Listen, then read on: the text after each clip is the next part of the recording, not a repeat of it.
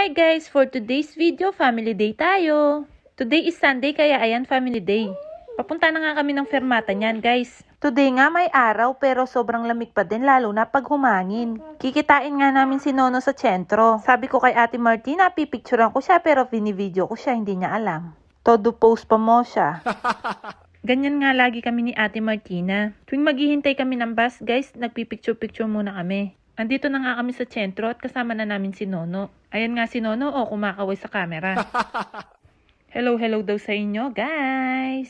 Kain nga pala tayo ng lunch dito sa Wasabi. Ayan nga yung 2 towers ng Bologna, guys. Malapit lang dyan yung Wasabi. Eat all you can pala yung pupuntahan natin. Doon nga lagi kaming nakain kasi okay naman yung foods nila doon. Tulad nga nung last kong vlog, naka-iPad na sila dito magmula nung ni-renovate to. Kumonti nga yung per order nila ngayon, 6 per order, tapos maghihintay ka na naman ng ilang minutes bago maka-order. Kaya nga pag available na ulit yung pag-order, guys, so order na naman ako, tapos waiting na naman.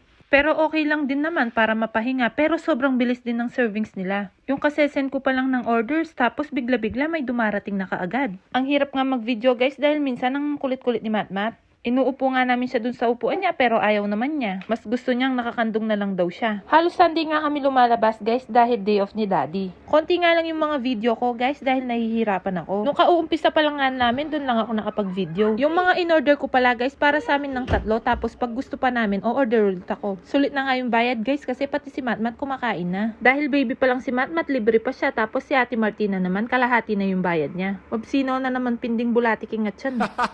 Thank you guys for watching. God bless. Bye!